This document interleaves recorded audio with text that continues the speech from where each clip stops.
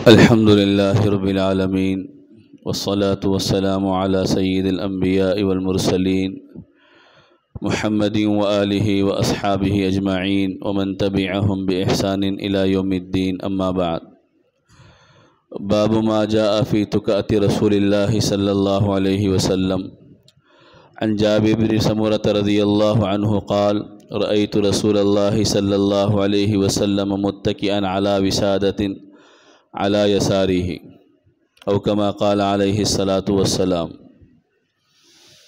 قابل احترام بزرگوں اور بھائیوں، شمائل جو نبی کریم صلی اللہ علیہ وسلم کی ذات مبارک سے تعلق رکھنے والے اعمال کا اور افعال کا ذکر ہے کہ نبی کریم صلی اللہ علیہ وسلم سے متعلق کیا چیزیں تھیں، آپ کو کیا پسند تھا، کیا پسند نہیں تھا، آپ کیا کھاتے تھے، آپ کا حلیہ کیسا تھا.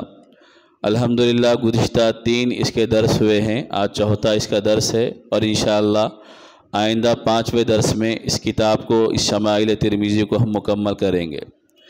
اس میں پہلے آپ یہ ذہن میں بات رکھیں کہ اس میں بہت ساری حدیثیں وہ ہے کہ جن کو اگر تفصیل سے کہا جائے تو مستقل ایک موضوع ہے، جن کو تفصیل سے کہا جائے تو لمبی باتیں ہوں گی، لیکن چونکہ ہم لوگ اس کی کوشش کر رہے ہیں کہ مختصر صحیح لیکن اس کا ایک خلاصہ، ایک ہلکا سا عنوان ہمارے سامنے آ جائے، تاکہ ہم لوگوں کو یہ معلوم ہو جائے کہ ہمارے نبی صلی اللہ علیہ وسلم کی ذاتی زندگی کیسی تھی، آپ کیا کرتے تھے، کیا کھاتے تھے، کیسے رہتے تھے، لوگوں کے ساتھ کیسے ملتے جلتے تھے. تو انشاءاللہ اس موقع پر چند ابواب آپ کے سامنے ذکر کیے جائیں گے. ان میں سے پہلا باب جو اس موقع پر پڑھا گیا ہے وہ یہ ہے کہ نبی کریم صلی اللہ علیہ وسلم کا تکیہ لگانے کا عنوان، کہ نبی کریم صلی اللہ علیہ وسلم کیسے تکیے سے سہارا لیتے تھے. تو حضرت جابر رضی اللہ عنہ کی حدیث پڑھی گئی، جس میں حضرت جابر بن سمرہ رضی اللہ عنہ فرماتے ہیں کہ میں نے رسول اللہ صلی اللہ علیہ وسلم کو ایک تکیے پر ٹیک لگائے ہوئے دیکھا، جو آپ کے بائیں جانب رکھا ہوا تھا. بائیں جانب یعنی آپ کے لیفٹ سائیڈ میں تکیہ تھا اور آپ اس پر ٹیک لگائے ہوئے تھے. اس کے بعد اور حدیث، اس کے اندر امام ترمذی رحمۃ اللہ علیہ نے 4 حدیثیں نقل فرمائی ہے کہ جس میں نبی کریم صلی اللہ علیہ وسلم کے تکیے کے ذریعے ٹیک لگانے کو اور سہارا لگانے کو بیان کیا گیا ہے. اس میں علماء نے ذکر کیا ہے کہ آپ جو ٹیک لیتے ہیں اس کی 4 شکلیں ہوتی ہیں، 4 طرح کے انسان ٹیک لیتا ہے. ایک ٹیک لینا، سہارا لینا، ایک یہ ہے کہ آپ دائیں طرف یا بائیں طرف تکیہ رکھ لے اور اس تکیے پہ اپنا ویٹ ڈال کر، اپنا وزن ڈال کر سہارا لے. ایک ٹیک لینا اور سہارا لینا یہ ہے. دوسرا سہارا لینا یہ ہے کہ زمین پر اپنا بایاں ہاتھ یا دایاں ہاتھ زمین پر ٹیک دے اور اس کے ذریعے سہارا لے اور ٹیک لے. اور تیسرا طریقہ یہ ہے کہ 2 زانو ہو کر، 4 زانو ہو کر، چوکری جس کو کہتے ہیں ہم لوگ بیٹھتے، اس انداز میں ٹیک لے کر بیٹھنا، یہ بھی اطمینان بخش بیٹھنے کی ایک حالت ہے. اور چوتھا طریقہ یہ ہے کہ اپنے پیٹھ کے پیچھے یا تو دیوار سے ٹیک لینا یا پھر پیٹھ کے پیچھے گو تکیہ رکھنا یا معمولی جو عام تکیہ ہوتا ہے اس تکیے سے سہارا لینا. یہ 4 طریقے بھی ہے اور چاروں طریقے بھی جائز ہے. آدمی اپنی حسب ضرورت جیسے اس کو ہو، اور نبی کریم صلی اللہ علیہ وسلم کو صحابہ نے جس موقع پر دیکھا، آپ جس انداز میں سہارا لیے ہوئے تھے اور ٹیک لیے ہوئے تھے اس کو بیان کیا. چنانچہ یہاں پر اس کو بیان کیا کہ نبی کریم صلی اللہ علیہ وسلم اپنی بائیں طرف تکیہ رکھے ہوئے تھے اور اس پر اپنا زور ڈال کر سہارا لیے ہوئے تھے. آگے اس حدیث میں یہ بھی ذکر کیا گیا کہ نبی کریم صلی اللہ علیہ وسلم نے فرمایا کہ میں، چونکہ ٹیک لینا تو بیان کیا گیا، لیکن اللہ کے نبی نے فرمایا لا آکل متکئن، میں ٹیک لے کر کھانا نہیں کھاتا، سہارا لے کر کھانا نہیں کھاتا. اب کھانے کی جب بحث آئیں گی وہاں پر اس سلسلے میں حدیثیں ذکر کی گئی ہے، کیونکہ کھانے کھاتے وقت اگر بغیر کسی عذر کے آدمی ٹیک لے کر اس طرح آرام سے کھائے گا تو ایک تو یہ کہ کھانا زیادہ وہ کھائے گا، اور دوسرا یہ کہ اس کھانے کے اندر عاجزی بھی، کھانے کے طریقے میں عاجزی بھی اور سادگی بھی نہیں ہوگی. اس لیے نبی کریم صلی اللہ علیہ علیہ وسلم اس طریقے کو پسند نہیں فرماتے تھے۔ باقی جب یہ کھانے میں ٹیک لینے کا عنوان آئے گا تو وہاں پر یہ بھی ذکر کیا گیا کہ ایک مرتبہ نبی کریم صلی اللہ علیہ وسلم کو کمزوری تھی تو آپ صلی اللہ علیہ وسلم نے ایک دیوار کے سہارے سے اپنے آپ کو لگایا تھا، ٹیک لیا ہوا تھا، اور اسی وقت آپ کھجور بھی کھا رہے تھے۔ کھجور بھی باضابطہ اس زمانے کا ایک کھانا تھا، ایک غذا تھی۔ بلکہ آپ صحابہ اکرام کے اور خود نبی کریم صلی اللہ علیہ وسلم کی حالت زندگی کو پڑھیں گے تو معلوم ہوگا کہ بعض صحابہ اکرام کی حالت یہ تھی کہ دن میں صرف ایک کھجور بطور غذا، بطور کھانا وہ لوگ استعمال کر لیا کرتے تھے۔ بس ایک کھجور کھا لیا تو ایک دن کا کھانا ان کا مکمل ہو گیا۔ اللہ تبارک و تعالیٰ نے ایسے فقر اور فاقے اور تنگدستی کے حالات کے باوجود بھی ان لوگوں کو دین پر مضبوط رکھا، ثابت قدم رکھا، اور انہوں نے دین کو آگے بڑھایا۔ تو بہرحال یہ عنوان جو اب ہم نے پڑھا ہے وہ یہ ہے کہ نبی کریم صلی اللہ علیہ وسلم کا کسی سہارے کے ذریعے ٹیک لگانا، تکیے کے ذریعے ٹیک لگانا، تو اس کی 4 شکلیں، 4 صورتیں آپ کے سامنے ذکر کی گئی ہے۔ وہ 4 صورتیں بھی جائز ہے کہ آدمی اپنی حسب سہولت ٹیک لگائے۔ البتہ علماء نے یہاں پر لکھا ہے کہ اگر کوئی ایسی مجلس ہے جہاں پر ملے جلے لوگ بیٹھے ہوئے ہیں تو اس میں چھوٹے کو چاہیے کہ بڑے کے سامنے ٹیک نہ لگائے، یہ بے ادبی ہے۔ باقی بڑوں کو اختیار ہے کہ وہ چھوٹوں کے سامنے ٹیک لگا سکتے ہیں۔ ہم عمر ہے اور ایک ہی عمر کے لوگ بیٹھے ہوئے ہیں تو اس میں کوئی حرج نہیں ہے، یہ اسلامی تعلیمات اور اسلامی آداب کا حصہ ہے۔ اس کے بعد ایک باب ہے، باب ما جاء فی اتکاء رسول اللہ صلی اللہ علیہ وسلم عن انس رضی اللہ عنہ ان النبی صلی اللہ علیہ وسلم کان شاکئا فخرج یتوکأ علی اسامة وعلیہ ثوب قطری قد توشح به فصلی بهم۔ یہ باب ہے، ایک تو سہارے یعنی تکیے کے ذریعے ٹیک لگانا، اور دوسرا یہ ہے کہ اس کے علاوہ کسی آدمی کے ذریعے سہارا لینا۔ آدمی بڑی عمر کا ہو گئے اور چلنے پھرنے میں بعض اوقات دشواری ہے، بیٹھے ہوئے ہے، اٹھنا نہیں آ رہا تو کسی نوجوان کا سہارا لے لیتے ہیں۔ عام طور پر ہم دیکھتے ہیں کہ بڑے لوگ کسی نوجوان کے ہاتھ کو پکڑ کر اٹھ جاتے ہیں، یا چلتے وقت راستے میں کسی بڑے بچے کو ساتھ میں لے کر اس کے مونڈے پر، اس کے کندھے پر ہاتھ رکھ کر چلتے ہیں۔ تو نبی کریم صلی اللہ علیہ وسلم کا یہ طریقہ یہاں پر بیان کیا گیا۔ چنانچہ حضرت انس رضی اللہ تعالیٰ عنہ فرماتے ہیں کہ نبی کریم صلی اللہ علیہ وسلم کی طبیعت ایک مرتبہ ناساز تھی۔ حجرہ شریفہ سے حضرت اسامہ رضی اللہ عنہ سے سہارا لے کر آپ باہر تشریف لائے، صحابہ کو نماز پڑھائی۔ اس وقت نبی کریم صلی اللہ علیہ وسلم کے جسم مبارک پر ایک یمنی چادر تھی۔ اس میں بیان کا مقصد یہ ہے کہ نبی صلی اللہ علیہ وسلم جب اپنے کمرے سے، اپنے حجرہ مبارکہ سے باہر آئے تو حضرت اسامہ رضی اللہ عنہ کو سہارا دے کر اور ان کا ہاتھ پکڑ کر یا ان کے مہنڈے پر ہاتھ رکھ کر باہر آئے۔ اس کے بعد ایک آگے بڑی لمبی حدیث ذکر کی گئی ہے حضرت فضل رضی اللہ تعالیٰ عنہ سے، فضل ابن عباس، یہ نبی کریم صلی اللہ علیہ وسلم کے چچا زاد بھائی تھے، حضرت عباس رضی اللہ عنہ کے بیٹے۔ وہ فرماتے ہیں کہ قال دخلت على رسول الله صلی اللہ علیہ وسلم في مرضه الذي توفى فيه وعلى رأسه عصابة صفراء فسلمت فقال يا أبا فضل يا فضل قلت لبيك يا رسول الله قال اشدد بهذه العصابة رأسي قال ففعلت ثم قعد فوضع كفه على منكبي ثم قال ودخل في المسجد وفي الحديث قصة۔ یہ حدیث یہ ہے کہ حضرت فضل ابن عباس رضی اللہ عنہ فرماتے ہیں کہ میں ایک مرتبہ نبی کریم صلی اللہ علیہ وسلم کے گھر میں داخل ہوا۔ آپ صلی اللہ علیہ وسلم اس وقت بیماری میں مبتلا تھے، اسی بیماری میں آپ کا انتقال ہوا۔ آپ کو سر میں شدید درد تھا، آپ اپنے پیشانی پر، اپنے سر پر ایک کپڑا باندھے ہوئے تھے پیلے رنگ کا۔ بعض نے کہا کہ وہ امامہ تھا، بعض نے کہا کہ نہیں پیلے رنگ کی پٹیاں باندھے ہوئے تھے جیسے عام طور پر سر کے درد کے موقع پر لوگ باندھ لیا کرتے ہیں۔ نبی کریم صلی اللہ علیہ وسلم اس طرح باندھے ہوئے تھے۔ حضرت فضل جب آئے تو نبی کریم صلی اللہ علیہ وسلم نے ان سے فرمایا کہاں ہو؟ تو انہوں نے کہا لبیک۔ اس کے بعد وہ فرماتے ہیں کہ میں نبی کریم صلی اللہ علیہ وسلم کے آگے بڑھا، آپ میرے مہنڈے پر ہاتھ رکھے، اس کے بعد کھڑے ہوئے، پھر مسجد نبوی میں تشریف لائے۔ اور آکے امام ترمذی فرماتے ہیں کہ یہ لمبی حدیث ہے، اس کا ایک حصہ ہے جس میں بتانا مقصد یہ ہے کہ اس میں حضرت نبی کریم صلی اللہ علیہ وسلم حضرت فضل ابن عباس کے سہارے کو لے کر مسجد نبوی میں داخل ہوئے۔ اس میں لمبا قصہ کیا ہے مختصر آپ ذہن میں رکھے۔ نبی کریم صلی اللہ علیہ وسلم مرض الوفات میں مبتلا ہے، وہ ایک یہودی عورت نے آپ کو زہر دیا تھا، اس کا اثر آخر عمر تک آپ کی زندگی میں رہا، اسی کی وجہ سے آپ کے سر میں درد بھی رہا کرتا تھا۔ اس حالت میں نبی کریم صلی اللہ علیہ وسلم مسجد نبوی میں تشریف لائے، صحابہ کرام کو جمع کیا اور جمع کرنے کے بعد پوچھا کہ اگر کسی کے کچھ پیسے میرے ذمے باقی ہے تو بتا دیں، اس واسطے کہ اب میرا وقت قریب آ گیا ہے، میں جانے والا ہوں۔ اگر کسی کو میں نے کوئی تکلیف پہنچائی ہے تو بتا دیں، میں اس کو ادا کر دوں گا۔ کسی کا کوئی معاملہ ہے تو مجھ سے ذکر کر دیں، میں حل کر دوں گا۔ سارے صحابہ خاموش ہے۔ ایک صحابی نے فرمایا کہ اللہ کے نبی 3 درہم آپ مجھے دینا باقی ہے۔ تو نبی کریم صلی اللہ علیہ وسلم فرمایا میں تمہارا انکار تو نہیں کروں گا، تم کو جھٹلاؤں گا تو نہیں، لیکن یہ تو بتا دو کہ کب دینا باقی تھا۔ تو انہوں نے فرمایا کہ ایک مرتبہ ایک سائل مانگنے والا آپ کے پاس آیا تھا، تو آپ نے 3 درہم مجھ سے لے کر اس مانگنے والے فقیر کو، اس سائل کو دیے تھے۔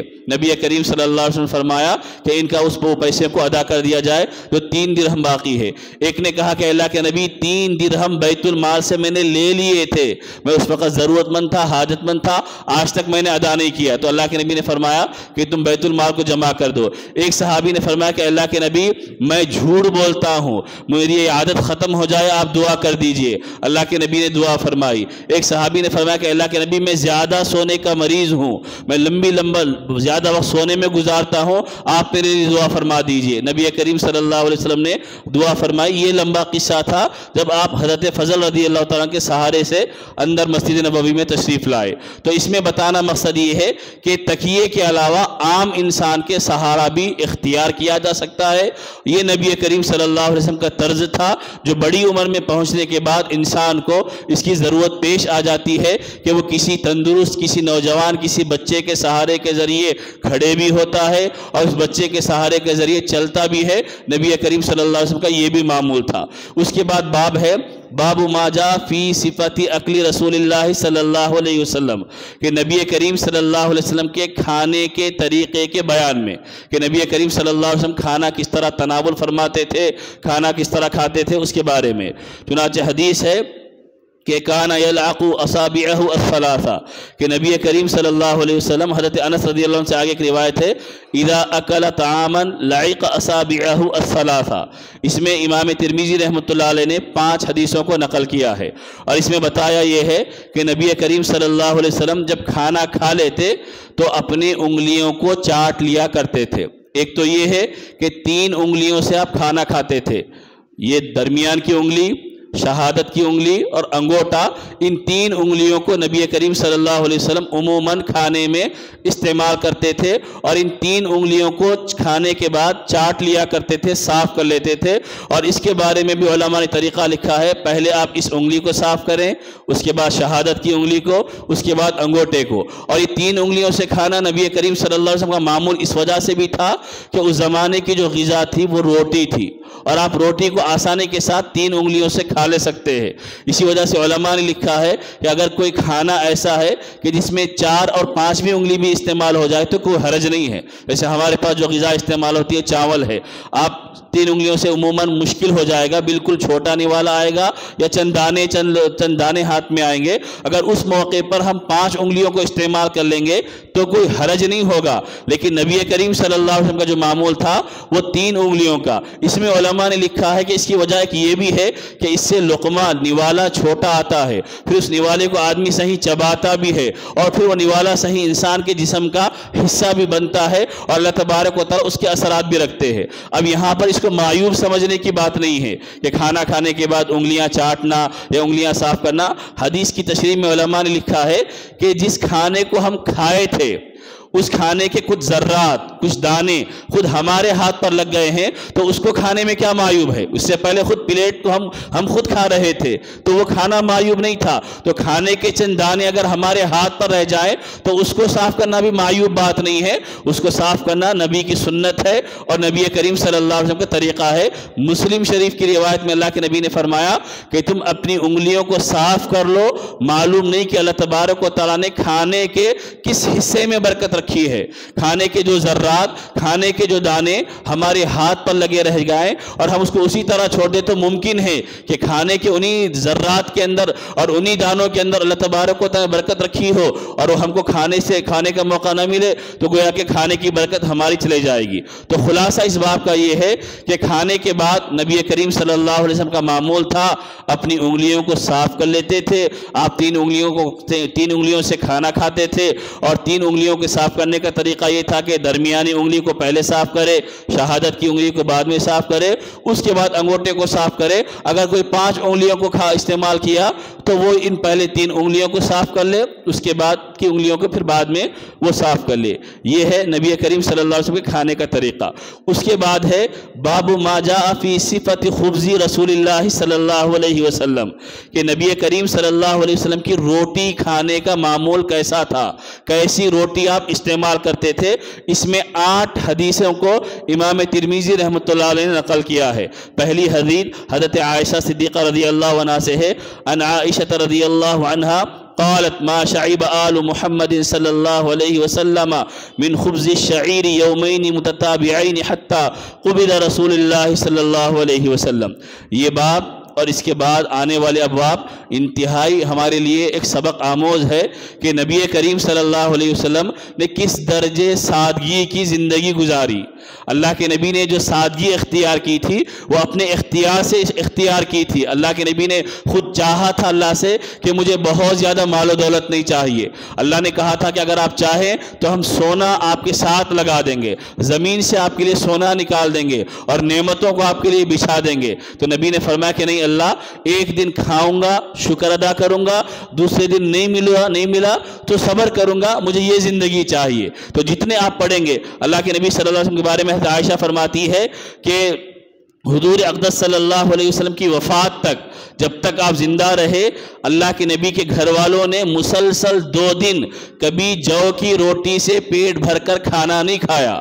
مسلسل 2 دن ایسے نہیں گزرے کہ آج بھی روٹی کھائی ہو کل بھی روٹی کھائی ہو، ایسا اللہ کے نبی کے گھر میں ایسی نوبت نہیں آئی جب تک آپ دنیا میں تشریف فرما رہے۔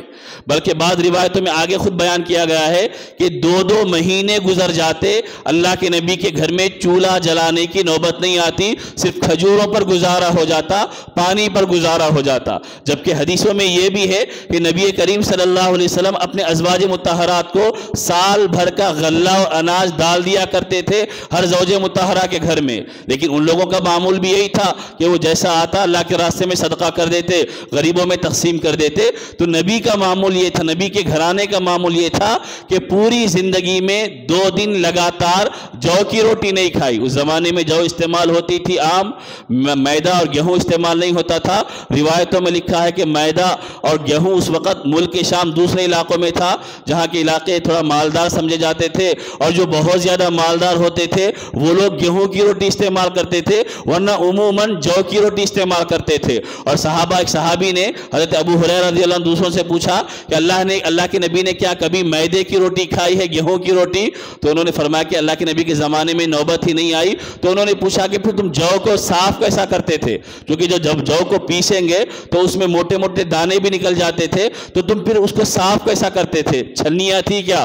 تو انہوں نے فرمایا کہ اللہ کے نبی کے زمانے میں چھنی بھی نہیں تھی، بس ہم پیسنے کے بعد ایک پھونک لگاتے تو اس کے اندر جو موٹے موٹے ذرات ہوتے وہ اڑ جاتے، اس کے بعد جو باقی رہ جاتا آٹا اس کو گوندھ دیا جاتا اور اس کے ذریعے روٹیاں بنا کر استعمال کر لیتے۔ اور ایک جگہ ہے آگے حدیث میں بیان کیا گیا کہ جب کبھی نبی کریم صلی اللہ علیہ وسلم کے گھر میں جو کی روٹی پکتی تھی تو اتنی پکتی تھی کہ اسی وقت ختم ہو جاتی، اس کے علاوہ بھی نہیں پکتی، کہ جتنے افراد ہیں اسی وقت اتنے افراد کو کافی ہو جاتی اور وہ ختم ہو جاتی۔ تو یہ نبی کریم صلی اللہ علیہ وسلم کی زندگی کا معمول تھا کہ آپ نے اس درجے سادگی کے ساتھ زندگی گزاری، اور اللہ کے نبی صلی اللہ علیہ وسلم نے انسانوں کو بتایا کہ اس حال میں بھی انسان جینے کا عادی بن جائے اور زندگی گزارنے کا عادی بن جائے۔ اس کے بعد ہے نبی کریم صلی اللہ علیہ وسلم کے سالن کے بیان میں باب ما جاء فی صفت ادام رسول اللہ صلی اللہ علیہ وسلم، کہ رسول اللہ صلی اللہ علیہ وسلم کون سا سالن استعمال فرمایا کرتے تھے۔ اب اس کے اندر بھی بڑی لمبی حدیثیں ہیں جو ذکر کی گئی ہے تقریباً اس عنوان کے تحت کہ نبی کریم صلی اللہ علیہ وسلم کون سا سالن استعمال فرماتے تھے۔ 30 حدیثوں کو امام ترمذی رحمۃ اللہ علیہ نے نقل فرمایا ہے، جن میں سے چند حدیثیں آپ کے سامنے ذکر کی جائیں گی۔ پہلی حدیث حضرت جابر بن عبداللہ رضی اللہ عنہ سے ہے کہ وہ فرماتے ہیں کہ نعم الادام الخلا، کہ نبی کریم صلی اللہ علیہ وسلم نے فرمایا کہ بہترین سالن یہ سرکہ ہے۔ سرکہ آپ لوگ جانتے ہیں، آج کل تو یہ طب کے اعتبار سے نئی جو طب نبوی ہے اس میں تو باضابطہ اس کو مشہور بھی کیا گیا، جیسے جامن کا سرکہ بنا ہوا ملتا ہے، اس طرح کے سرکے اس زمانے میں کچھ چیزوں کے ذریعے بنا کر رکھ لیے جاتے تھے، نبی کریم صلی اللہ علیہ وسلم کے زمانے میں اس کو استعمال کیا کرتے تھے، اور وہی یہ ان لوگوں کا معمول تھا۔ ایک مرتبہ ایک حدیث آگے ہے کہ جس میں یہ صحابی بیان فرماتے ہیں کہ حضرت ابو موسیٰ اشعری رضی اللہ تعالیٰ عنہ ایک مرتبہ ایک دسترخوان پر بیٹھے ہوئے تھے، ان کے سامنے مرغی لائی گئی کھانے کے لیے۔ ایک صحابی ایک آدمی تھے جنہوں نے مرغی دیکھ کر وہ پیچھے ہٹ گئے دسترخوان سے کہ میں نہیں کھاؤں گا، تو انہوں نے پوچھا کہ تم کیوں نہیں کھاؤ گے؟ تو انہوں نے کہا کہ یہ مرغی میں نے دیکھا ہے کہ ان مرغیوں کو یہ گندگی کھاتی ہے، لہٰذا مجھ کو اس وقت سے گھن آ گئی ہے، لہٰذا میں نہیں کھاؤں گا۔ تو انہوں نے فرمایا کہ میں نے اللہ کے نبی صلی اللہ علیہ وسلم کو دیکھا کہ آپ نے مرغی کو استعمال کیا ہے، تم کو کھانے میں کیا حرج ہے؟ جب اللہ کے نبی کھائے ہیں تو تم کو کھانے میں کیا حرج ہے؟ اللہ کے نبی صلی اللہ علیہ وسلم سے گویا کہ مرغی کھانا بھی ثابت ہے۔ اور آگے ایک روایت ہے کہ حضرت سفینہ رضی اللہ عنہ فرماتے ہیں کہ میں نے رسول اللہ صلی اللہ علیہ وسلم کو دیکھا کہ آپ حبارہ کا گوشت استعمال کرتے تھے۔ حبارہ ایک جانور تھا جس کا گوشت نبی کریم صلی اللہ علیہ وسلم نے کھایا اور استعمال کیا۔ اب حبارہ کون سا جانور ہے تو اس کے بارے میں بعض نے کہا کہ وہ سرخاب جانور تھا، بعض نے کہا کہ بٹیر تھا، بعض نے کچھ اور کہا۔ بہرحال یہ گوشت کھانا نبی کریم صلی اللہ علیہ وسلم ثابت ہے۔ پہلی چیز سرکہ، دوسری چیز گوشت جو مرغی کا تھا وہ نبی کریم صلی اللہ علیہ وسلم نے، تیسری چیز زیتون کے پھل بھی کھاتے تھے اور زیتون کا سالن بھی بنا کر اس زمانے میں استعمال کیا کرتے تھے۔ چوتھی چیز ہے جو نبی کریم صلی اللہ علیہ وسلم کو پسند تھی وہ کدو، نبی کریم صلی اللہ علیہ وسلم بڑے شوق سے کھایا کرتے تھے، چنانچہ اس کے بارے میں روایت ہے حضرت انس بن مالک رضی اللہ عنہ سے کہ کان النبی صلی اللہ علیہ وسلم یعجبہ الدباء فأتي بطعام أو دعي له فجعلت أتبعه فأضعه بين يديه لما أعلم أنه يحب۔ حضرت انس رضی اللہ عنہ فرماتے ہیں کہ حضور اقدس صلی اللہ علیہ وسلم کو کدو پسند تھا۔ ایک مرتبہ حضور صلی اللہ علیہ وسلم کے پاس کھانا آیا یا حضور صلی اللہ علیہ وسلم کسی دعوت میں تشریف لے گئے جس میں کدو تھا، چونکہ مجھے معلوم تھا کہ حضور صلی اللہ علیہ وسلم کو یہ مرغوب ہے، پسند ہے، اس لیے کدو کے ٹکڑے ڈھونڈ کر میں نکال کر نبی کریم صلی اللہ علیہ وسلم کے سامنے رکھتا، آپ صلی اللہ علیہ وسلم کدو کو کھاتے تھے۔ یہ نبی کریم صلی اللہ علیہ وسلم کی پسندیدہ غذا تھی۔ اس کے بارے میں علماء نے ماہرین نے لکھا ہے کہ کدو کے ذریعے اللہ ذہن کو بھی تیز کرتا ہے، عقل کو بھی تیز کرتا ہے، اور جسم کے اعضاء کو بھی اللہ تبارک و تعالیٰ فائدہ پہنچاتا ہے۔ ظاہر سی بات ہے جو چیز نبی استعمال کرے اللہ تعالیٰ اس کے اندر ظاہری بھی فائدے ضرور رکھیں گے۔ تو نبی کریم صلی اللہ علیہ وسلم ایک تو سرکہ استعمال کرتے، گوشت بھی استعمال کیا، اور اسی طرح نبی کریم صلی اللہ علیہ وسلم نے حبارہ پرندے کو بھی استعمال کیا، اور چوتھی چیز نبی کریم صلی اللہ علیہ وسلم کدو کو استعمال کرتے۔ اس کے بعد اس کے اندر یہ بھی بیان کیا گیا ہے نبی کریم صلی اللہ علیہ وسلم کو بکری کے اندر جو گوشت کا حصہ پسند تھا وہ دست کا، یعنی سامنے کے جانور کے جو دو حصے ہوتے ہیں پیر کے، وہ گوشت نبی کریم صلی اللہ علیہ وسلم کو بہت زیادہ پسند تھا، مرغوب تھا اللہ کے نبی صلی اللہ علیہ وسلم کو۔ حضرت عائشہ صدیقہ رضی اللہ عنہ فرماتی ہے اس کی ایک وجہ یہ تھی کہ چونکہ روزانہ پابندی کے ساتھ نبی کے گھر میں گوشت بنتا نہیں تھا، کبھی کبھار گوشت آ جاتا تھا، اور سامنے کے جو حصے ہوتے گوشت کے دست کے حصے، وہ گوشت گلنے میں جلدی گل جاتا، اور نبی کریم صلی اللہ علیہ وسلم بہت تکلفات کرنے کا اہتمام نہیں فرماتے، اس لیے اس گوشت کو زیادہ پسند کیا کرتے تھے کھانے میں کہ دست کے گوشت کو۔ اور بعض روایتوں میں اس کے اندر یہ بھی بیان کیا گیا ہے کہ نبی کریم صلی اللہ علیہ وسلم کو پیٹ کا گوشت، جس کو ہم پٹ کا گوشت کہتے ہیں، وہ گوشت بھی نبی کریم صلی اللہ علیہ وسلم کو پسند تھا کہ جس کے اندر اللہ تبارک و تعالیٰ نے طاقت اور قوت رکھی ہے۔ یہ نبی کریم صلی اللہ علیہ وسلم کے گوشت کے بارے میں ذکر کیا گیا۔ اور اس کے ساتھ ساتھ نبی کریم صلی اللہ علیہ وسلم کو جو پسند تھا وہ میٹھا پسند تھا۔ میٹھا یعنی مطلق میٹھا، ایسا نہیں کہ صرف میٹھا کھانا پسند، بلکہ میٹھی چیز نبی کریم صلی اللہ علیہ وسلم کو پسند تھی۔ شہد پسند تھا، کھجور آپ صلی اللہ علیہ وسلم کھایا کرتے تھے۔ ایک مرتبہ روٹی کا ایک ٹکڑا لیا آپ نے، اس کے اوپر کھجور رکھا اور یہ کھایا کہ یہ روٹی کا سالن ہے، یعنی کھجور گویا کہ اس وقت سالن بنا دیا آپ نے کہ کھجور گویا کہ سالن کے طور پر استعمال فرمایا اور کھا لیے، اور یہ بتایا کہ یہ کھجور گویا کہ سالن ہے، اور اس طرح نبی کریم صلی اللہ علیہ وسلم نے اس کو استعمال فرمایا۔ یہ نبی کریم صلی اللہ علیہ وسلم کے کھانے کی چیزیں تھی۔ اس کے ساتھ نبی کو جو پسند تھا سرید بھی پسند تھا۔ سرید یہ عرب کی ایک مشہور غذا، مشہور ڈش تھی جس کو بنایا جاتا گوشت کے شوربے میں.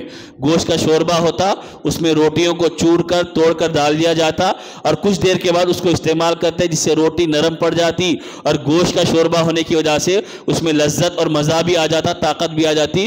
تو یہ نبی کریم صلی اللہ علیہ وسلم کو پسند تھا اور اللہ کے نبی نے فرمایا پورے کھانوں میں اس کو زیادہ اہمیت ہے سرید کو. اور نبیز بھی نبی کریم صلی اللہ علیہ وسلم کو پسند تھی. نبیز کیا ہوتی؟ رات کو سوتے وقت کھجور جو وغیرہ پانی میں ڈال کر بھگا دی جاتی, صبح اٹھنے کے بعد کھجوروں کو نچوڑ دیا جاتا اور وہ پانی جو بن جاتا اس کو نبیز کہتے, اس کو استعمال کرتے.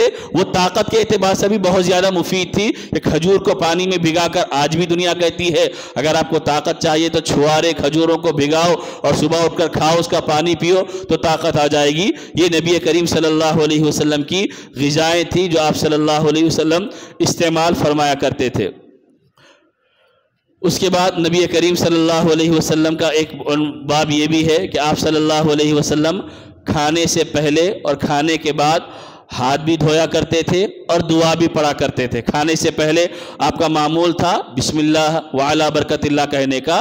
کم از کم آدمی بسم اللہ کہہ لے تو کھانے میں اللہ برکت عطا فرمائے گا. حدیث میں فرمایا گیا اگر تم کھانا کھانا شروع کر دو اور بسم اللہ پڑھنا بھول جاؤ تو درمیان میں جیسے ہی یاد آ جائے بسم اللہ اولہ و آخرہ کہہ لو تو اس کے ذریعے اللہ تبارک و تعالی شیطان کو تمہارے کھانے سے دور کر دے گا. اگر تم یہ نہیں پڑھو گے تو شیطان تمہارے کھانے میں شریک ہو جائے گا اور اس کا نقصان یہ ہوگا کہ کھانے میں بے برکتی ہو جائے گی. اور کھانے کے بعد دعا پڑھتے الحمدللہ الذی اطعمنا وسقانا وجعلنا مسلمین. یہ نبی کریم صلی اللہ علیہ وسلم کھانے کے بعد دعا پڑھتے. اس کے بعد جب دسترخوان بچھایا جاتا اس وقت بھی نبی کریم صلی اللہ علیہ وسلم دعا پڑھتے. تو یہاں تک یہ باتیں ذکر کی گئی. آگے صرف 2-3 عنوانات ہے وہ انشاءاللہ مکمل کر دیں گے. تو کھانے کا جو عنوان ہے وہ پورا ہمارا ہو جائے گا کیونکہ آئندہ ایک ہی اتوار ہے جس میں اس کو ہمیں مکمل کرنا ہے. اس واسطے تھوڑا سا آپ حضرات 5 منٹ برداشت کر لے. آگے جو عنوان ہے باب ما جاء فی قدح رسول اللہ صلی اللہ علیہ وسلم, نبی کریم صلی اللہ علیہ وسلم کے پیالے کے بیان میں, جس سے آپ پانی پیتے, جس سے آپ اور کوئی شربت پینا ہو اس کو پیتے. نبی کریم صلی اللہ علیہ وسلم کا لکڑی کا ایک پیالہ تھا جس کے اوپر لوہے کی تھوڑی سی پٹیاں لگی ہوئی تھی. حضرت انس رضی اللہ تعالیٰ فرماتے ہیں کہ میں نے اس سے نبی کریم صلی اللہ علیہ وسلم کو پانی بھی پلایا, دودھ بھی پلایا اور کوئی پینے کی چیز ہوتی مشروب شربت وغیرہ میں نے نبی کریم صلی اللہ علیہ وسلم کو اس سے پلایا ہے. اس کے بعد ہے نبی کریم صلی اللہ علیہ وسلم کے پھلوں کے بارے میں کہ نبی کریم صلی اللہ علیہ وسلم کون سے پھل کھایا کرتے تھے. باب ما جاء فی صفت فاکہۃ رسول اللہ صلی اللہ علیہ وسلم عن عبداللہ بن جعفر قال کان نبی صلی اللہ علیہ وسلم یاکل الثقاب بالرطب کہ نبی کریم صلی اللہ علیہ وسلم ککڑی, کھیرا جس کو ہم کہتے ہیں, کھیرا کھاتے تھے, ساتھ میں کھجور ملا کر نبی کریم صلی اللہ علیہ وسلم کھاتے. کھیرا ککڑی ٹھنڈی غذا ہے اور کھجور گرم غذا ہے. دونوں کو آپ ملا کر دونوں کو ایک معیار پر لا لیتے, ٹھنڈک اور گرمی دونوں برابر ہو جاتی. تو کھیرے کو کھاتے اور کھجور کو استعمال کرتے ملا کر. آگے ہے تربوز کو آپ استعمال کرتے, خربوز کو آپ استعمال کرتے, ساتھ میں کھجور بھی استعمال کیا کرتے تھے. تربوز بھی کھانا ثابت, خربوز بھی کھانا ثابت اور ساتھ میں کھجور کو نبی کریم صلی اللہ علیہ وسلم استعمال فرمایا کرتے تھے. یہ نبی کریم صلی اللہ علیہ وسلم کی غذائیں تھی کہ کھیرا اور ککڑی اللہ کے نبی صلی اللہ علیہ وسلم کو زیادہ پسند تھا اور میٹھی چیزیں نبی کریم صلی اللہ علیہ وسلم کو پسند تھی. اس کے بعد آگے کا باب ہے باب ما جاء فی صفت شرب رسول اللہ صلی اللہ علیہ وسلم کہ نبی کریم صلی اللہ علیہ وسلم کے پانی پینے کے بیان میں. اللہ کے نبی صلی اللہ علیہ وسلم حضرت ابن عباس فرماتے ہیں شرب من زمزم وهو قائم کہ نبی کریم صلی اللہ علیہ وسلم کو میں نے دیکھا کہ آپ زمزم پیے ہیں کھڑے ہو کر. حدیث میں ہے نبی کا معمول پانی پینے کا جو تھا وہ بیٹھ کر پانی پینے کا معمول تھا, کھڑے ہو کر پانی پینے کا معمول نہیں تھا. باقی یہ کہ اگر کوئی ضرورت ایسی آ جائے کہ آدمی کو بیٹھنے کی کوئی جگہ ہی نہ ملے یا نیچے کوئی جگہ مناسب نہ ہو اس وقت آدمی کھڑے کھڑے ڈال لیا تو کوئی حرج نہیں ہے. لیکن ہمارا اہتمام سنت کا یہ ہونا چاہیے کہ ہم بیٹھ کر پانی پینے والے بنے، اور روایتوں میں ہے کہ 3 سانس میں آپ پانی پیا کرتے تھے، بعض میں ہے 2 سانسوں میں آپ پانی پیا کرتے تھے۔ اس کا فائدہ یہ ہوگا کہ آدمی ٹھہر ٹھہر کر پانی پیے گا، ایک ساتھ آپ اٹھا کر باٹل ڈال لیں گے یا ایک ساتھ اٹھا کر لوٹے سے پانی لگا دیں گے تو وہ جسم کے لیے بھی نقصان دہ ہے۔ اللہ کے نبی کا ہر عمل انسانوں کے ظاہری اعتبار سے بھی فائدے والا ہے، تو پانی پینا بیٹھ کر اس میں اطمینان والی کیفیت ہے، پانی پینا 3 سانس میں اس میں اطمینان والی کیفیت ہے۔ نبی کریم صلی اللہ علیہ وسلم کا یہ معمول تھا۔ تو زمزم جب ہم پیئیں گے بہتر یہ ہے کہ کھڑے ہو کر پیئیں گے، وضو کا پانی بچنے کے بعد اگر کوئی پی رہا ہے تو اس میں بھی بہتر یہ ہے کہ کھڑے ہو کر وہ پی سکتا ہے۔ باقی عام پانی جو ہے وہ بیٹھ کر پینا چاہیے۔ باقی جن روایتوں میں یہ ذکر کیا گیا کہ نبی کریم صلی اللہ علیہ وسلم کھڑے کر بھی پیے تھے، جیسے ایک صحابی یہ فرماتے ہیں کہ اللہ کے نبی کے گھر میں داخل ہوئے، ایک مشکیزہ جس میں پانی جمع کیا کر رکھتے تھے وہ لٹک رہا تھا، اللہ کے نبی گئے اس کو نکالے اور کھڑے ہو کر آپ نے پانی پی لیا۔ جہاں سے پانی پیا تھا وہ گھر والوں نے اس کے منہ کو کاٹ کر اٹھا کر رکھ لیا، چونکہ اس جگہ اللہ کے نبی کا منہ مبارک لگا تھا، برکت کے طور پر اور محبت کے لیے انہوں نے اس حصے کو کاٹ کر اپنے پاس رکھ لیا۔ تو نبی کریم صلی اللہ علیہ وسلم نے اس طرح بھی طریقہ استعمال فرمایا۔ یہاں تک اللہ کے نبی کی غذائیں، اللہ کے نبی کے کھانے کے جو چیزیں تھی وہ ذکر کی گئی ہے۔ باقی آگے ہے اللہ کے نبی کا عطر کا استعمال، اللہ کے نبی کی زندگی کیسی تھی۔ انشاءاللہ آئندہ اتوار کو ہم لوگ کوشش کر کے یہ شمائل کا جو ہم درس شروع کیے تھے ربیع الاول کی مناسبت سے کہ نبی کریم صلی اللہ علیہ وسلم کی ولادت کا مہینہ ہے، اس مہینے میں کم از کم ہم اللہ کے نبی کی ذات سے متعلق اور آپ کی شخصی زندگی سے متعلق معلومات کو حاصل کریں، اسی نیت سے درس شروع کیا گیا تھا۔ تو انشاءاللہ آئندہ جمعہ آئندہ اتوار ممکن ہے کہ کچھ وقت بڑھ جائے، لیکن پوری کوشش کے ساتھ اس سلسلے کو مکمل کر دیں گے۔ اس کے بعد کے اتواروں میں ہمارا جو روز کا معمول ہے حدیث کا وہ چلتے رہے گا۔ دعا فرمائے کہ اللہ تبارک و تعالیٰ اس تذکرے کے ذریعے ہم کو فائدہ پہنچائے۔ نبی پاک صلی اللہ علیہ وسلم جن چیزوں کو استعمال کرتے تھے وہ محبت ہم کو عطا فرما دے۔